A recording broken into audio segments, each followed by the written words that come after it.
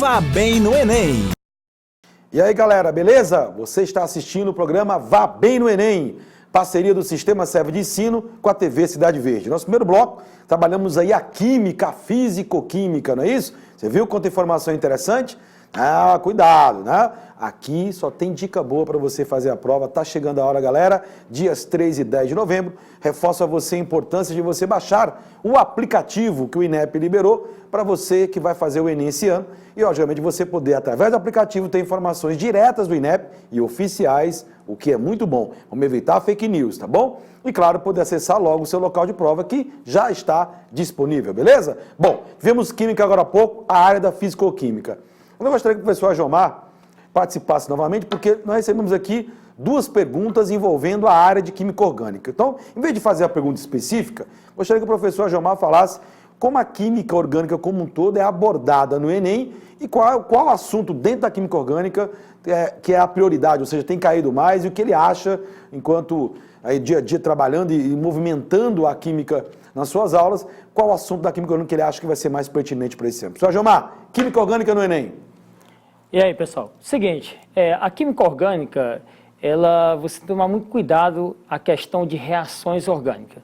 Constantemente vindo questões complicadíssimas. O ano passado teve uma interessantíssima em relação à substituição nucleofílica. Então, lá em reações orgânicas já foram cobradas questões de oxidação enérgica, ozonólise, já foram cobradas questões de hidrólise ácida. Então, muito cuidado com a parte de reações orgânicas.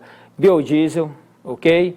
A produção de sabão, cuidado com essa parte de reações orgânicas. Já a parte de cadeia carbônica, identificação de função orgânica, a interação, ligações de hidrogênio, eventualmente vem uma questão ou outra em provas alternadas, mas reações orgânicas é aquela cadeira cativa em química orgânica no Enem, ok? Beleza, professor. Bom, o professor Ajomar deu as suas considerações aí sobre a prova de química para esse ano. Sempre lembrar que a prova de ciência da natureza, né, tem sido, né, uma das médias mais baixas no geral dos alunos, porque é preciso compreender que a prova de ciência da natureza não é só química, não é só biologia, não é só física, são as três. Então, às vezes, o aluno se dedica muito a uma das três disciplinas e esquece que a nota, na verdade, a composição da nota do TRI é a somatória dos pontos envolvendo as três áreas. Então não adianta nada você se dedicar só a uma das três e não as três juntas, beleza? Pessoal, Ajomar, suas considerações aí, deixa a sua mensagem para a galera. Tá chegando a hora, praticamente 2 semanas para começarmos aí essa maratona da prova do Enem. E a sua prova vai ser dia 10 de novembro. Qual a sua mensagem para os alunos que estão nos assistindo agora aqui pela TV Cidade Verde, que aliás você pode também assistir pelo CV Play, acompanhar aí pela Rádio Cidade Verde 105.3 e acessar todos os outros programas que nós já tivemos. cidadeverde.com, vá bem no Enem. Professor Ajomar, suas considerações para a prova de natureza, dia 10 de novembro. Professor Alex, é sempre aquela mensagem final, o aluno ir para a prova no dia 10 com calma, ler a questão com a maior paciência possível. E outra coisa, gente, lembre-se que a prova está muito conteudista. Então, na hora de ler a questão, destaque as principais informações, ver valores, ok? Analisar a estrutura, se vier um desenho de uma pilha, radioatividade. Então, desejo a todos uma boa prova, ok? Faça com calma, coloque lá todo aquele conhecimento acumulado durante todo esse ano, tudo bem? Então, boa prova a todos, que Deus abençoe. É isso aí, obrigado, muito obrigado, professor Ajomar, pelas suas dicas preciosas de química hoje. E calma aí que vai ter mais, tá bom? Temos linguagens agora, daqui a pouco redação e também biologia para você, Cidade Verde, vá bem no Enem. Galera, hora de linguagens. Professor Alex Homero, agora é a sua vez. Não vou apresentar não, eu é que vou mesmo aqui trabalhar uma dica importante com vocês, tá? Bom, nos últimos programas nós falamos um pouco sobre funções da linguagem, falamos também um pouquinho sobre literatura, tá? Hoje um pouquinho de artes, tá? Prova de artes no Enem tem se especializado em cobrar mais o século XX e o século XXI. Mas eu trouxe aqui um esquemazinho importante, tá? Pra gente lembrar alguns períodos aí lá do século XIX. Primeiro vamos observar essa divisão. Até aqui, a história da arte vem acompanhando cronologia histórica. Então você tem pré-história, você teve antiguidade oriental, antiguidade clássica, aí vamos ali para a Idade Média, passa ali pela Idade Moderna, né, que inclui Renascimento, Barroco, né, o Rococó e o Neoclassicismo. E aí começa a chamada idade contemporânea. Esse é o termo histórico, digamos assim. Mas um outro termo ligado à sociologia vai ser o uso das expressões modernidade e pós-modernidade, tá? E nas artes, as artes acabam abraçando esses dois termos, tá? Tudo isso dentro da concepção do que se chama idade contemporânea. Então, para nós aqui da artes, pegando emprestado o termo sociológico, o que é a modernidade? Vai aqui da Revolução Francesa até o fim da Segunda Guerra Mundial. Nesse período, você divide a arte em dois blocos, pessoal. O bloco da galera do século XIX, os movimentos do século XIX e o século XX modernismo, até essa década, até o final, aqui até o fim da Segunda Guerra Mundial, de mais ou menos até os anos 50. Por quê?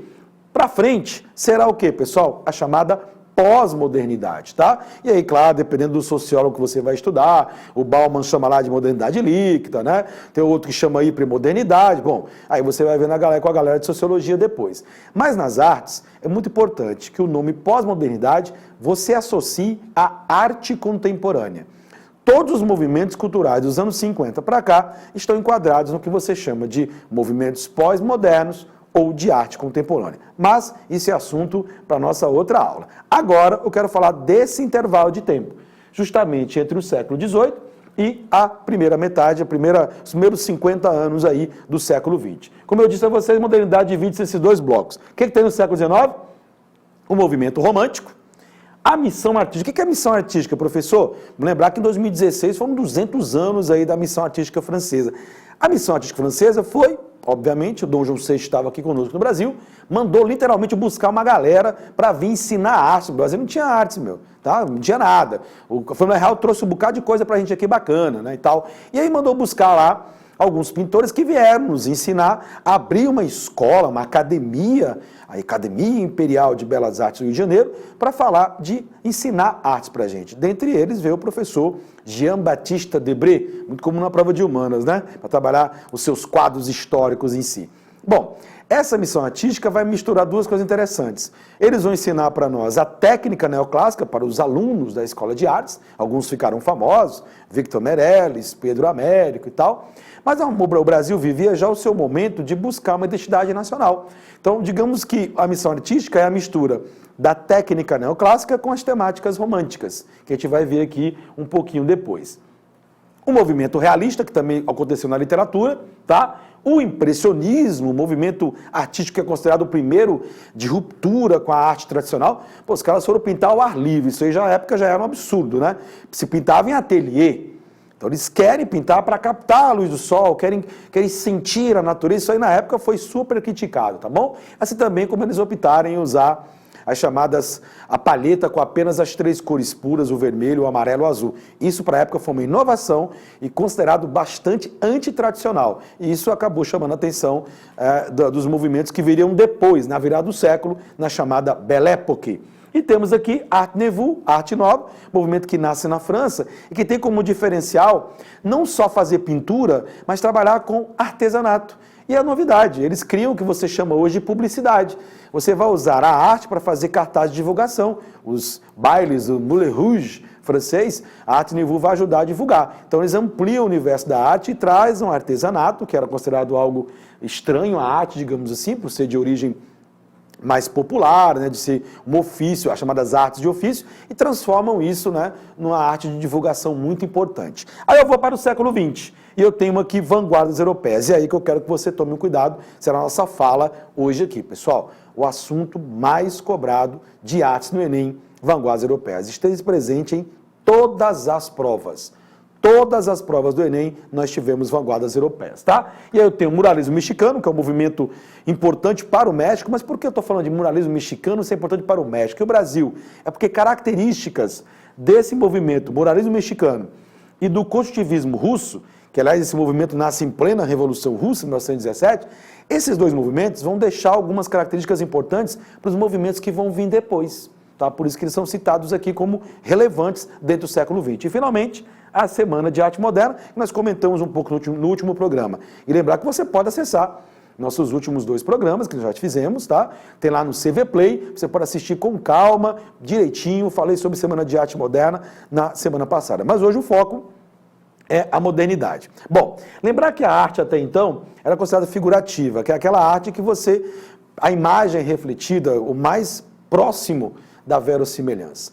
O que vai acontecer? Com essa ânsia de mudar, virou século XX, o modernismo, eu quero algo novo, a tendência é que a arte saia dessa mesmice, como eles chamavam, de reproduzir a realidade e comecem a abstrair a realidade, a usar um pouco mais a imaginação, a soltar, digamos assim, a imaginação. O problema é que tudo que era figurativo também era associado ao que é clássico. Os clássicos gostavam de ser o mais figurativo possível. Ou seja, quando eu crio palavras como acadêmico, tradicional, clássico e belas artes, essas 4 palavras são sinônimas. Todas elas simbolizam alguma coisa que representa o clássico. E como sempre a arte clássica era figurativa, o que eu quero fazer? Eu quero romper com isso. Se eu quiser romper com esses 4 itens, que são a mesma coisa, eu tenho que romper com o figurativo. Então, as vanguardas europeias dão início a uma arte que vai cada vez mais abstrair da realidade, tentando ser diferente daquilo que já era colocado. Eu não vou mais pintar pessoas, eu não vou mais pintar objetos, animais e pessoas, não só paisagens, eu quero mudar isso, eu quero ter eu quero ter liberdade para expressar novos caminhos da arte. Beleza? Bom, observações importantes. Essas são as vanguardas mais conhecidas e, em comum, todas elas propuseram crítica, ruptura e um discurso literalmente bem radical. O problema é, quando você busca fazer o novo e rejeitar todo o passado, você vai encontrar resistência. Está se acostumado a ter arte clássica, figurativa, aí você vem com uma coisa nova. Você vem com um cubismo, onde você fragmenta a realidade usando planos geométricos, as figuras ficam meio estranhas, né? Bem fora do consenso. Quando você vem para o abstracionismo, onde você olha para a imagem e você não entende o que está sendo colocado ali, o que esse cara pintou. Estou vendo só um jogo de linhas aqui, cores, o que significa isso? Quando você vem para o expressionismo, que quer demonstrar toda a intenção de dramaticidade do ser humano, de colocar numa tela ou numa literatura, num poema, como fez Augusto dos Anjos, colocar toda a sua dor, sua rejeição ao mundo. Então, uma vanguarda bem psicose, bem psicológica, digamos assim. Ou um dadaísta que quer usar materiais bem insólitos, bem diferentes, usando objetos do cotidiano para fazer realidade, para criticar o conceito de arte. Os chamados ready-mades, que a prova cobrou em 2017. Ou abstrair a realidade pelo sonho, pela fantasia, pela loucura, pelo não lógico, como fizeram os surrealistas. E aí não tem como lembrar de Salvador Dalí, o grande nome do surrealismo. Ou ainda mais, abstrair a realidade, tentando reproduzir o progresso, as máquinas, algo que tem a ver com que o movimento do século XX estava muito insano, muita indústria, o trem, o bonde, o telex. Olha quanta inovação. Não dá mais para ficar pintando, né, como os futuristas diziam, ficar pintando mitologia, ficar esculpindo seres mitológicos. Era preciso falar de velocidade, de eletricidade, de coisas modernas, de navios, de aeroplanos. Esse é o propósito da vanguarda futurista. E, por fim, o fauvismo, uma pintura mais baseada no instinto, onde a natureza morta será bastante trabalhada. O que é uma natureza morta? O que é uma pintura de natureza morta? É quando você não retrata pessoas, e sim objetos e coisas, seres considerados inanimados. Então veja como as vanguardas europeias, cada um na sua característica, né, trabalham com concepções bem diferentes de arte de tudo que você já viu.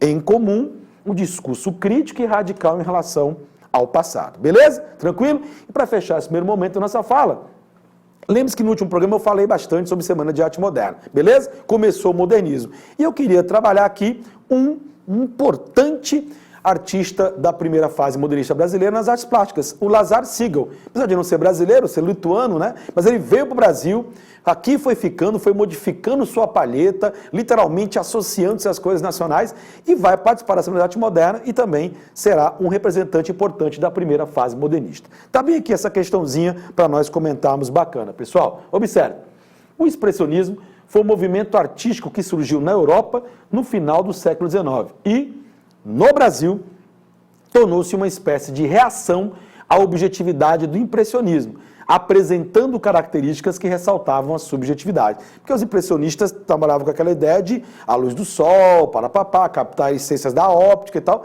Não pegou bem legal no Brasil, não, tá? Não aqui, não tivemos muitos representantes impressionistas. Vamos lembrar que nas vanguardas europeias, aquelas que mais deixaram um legado importante, que influenciaram nossos artistas, que influenciaram Anita Malfatti, que influenciaram Lazar Segal, Tarsila do Amaral, foram duas principalmente, o expressionismo e o cubismo, tá? Bom, Lazar Segal, destaque na arte moderna brasileira, é o primeiro artista a trabalhar com expressionismo. Então, realmente, as questões do Enem já falam qual é o assunto que vai ser abordado. Ou seja, o foco dessa questão vai ser o quê? Expressionismo. Aí eu tenho uma tela, tá bem aqui, ó, Vaterlos, que é a viúva e o seu filho, tá bem aqui, tá? Tá vendo? Não consigo. Ah, a pessoa tá meio embaçado, tal. É porque as vanguardas europeias não querem reproduzir a realidade mais próxima possível. Isso aí é coisa tradicional, eu não quero. Então você tem assim um aspecto meio nebuloso na obra, como se estivesse inacabado, né? Não há preocupação nos contornos nítidos, eles não querem definições exatas, tá? Não é essa a proposta, beleza? Muito bem. Um traço marcante dessa vanguarda. A pergunta é, a questão é sobre o quadro ou é sobre o expressionismo? É muito comum nas questões de arte do Enem, literalmente a imagem, que é o texto base, não servirem. Porque o foco da questão vai ser o contexto dessa imagem que foi produzida, dessa pintura, dessa obra, ou, obviamente, o movimento ao qual ela pertence. Que é o caso aqui, ó, está citando que é expressionismo. Então, qual é a marca do expressionismo? Letra A, abolição da lógica racional. Essa característica diretamente você pode associar bem aí ao dadaísmo e ao surrealismo. Não é uma coisa que identifica o expressionismo. Letra B de bola. ênfase na densidade psicológica. Como a expressão é de fora, é de dentro para fora, expressar os meus sentimentos em relação ao mundo, a minha angústia, a minha incerteza, o meu medo, é justamente essa vanguarda que trabalha mais com as questões da psicologia, dos dramas humanos. Letra B de bola, a nossa resposta. A letra C, o que seria? Colagem, misturar pintura com papel cotidiano, um monte de suporte diferente na arte. Cubistas começaram fazendo isso, depois também será feito pelos dadaístas. Então a letra C, cubismo, responderia bem. Abdicar do figurativismo, abstracionismo. E por fim, justaposição de diferentes planos angulares, usando a geometria para deformar, né, os seres e reconstituí-los com outros planos, isso é uma característica cubista. Beleza, pessoal? Quanta informação hoje para você, não é isso? E olha, domingo que vem tem mais. E lembre-se que você pode assistir os outros programas pelo CV Play, cidadeverde.com/vá bem no Enem, que além dos programas também tem algumas dicas, algumas entrevistas com os professores para você ter mais informação, beleza? Te espero no próximo domingo, não perca! Vá bem no Enem, Sistema SEV, TV Cidade Verde. Vá bem no Enem. Oferecimento Sistema SEV de Ensino.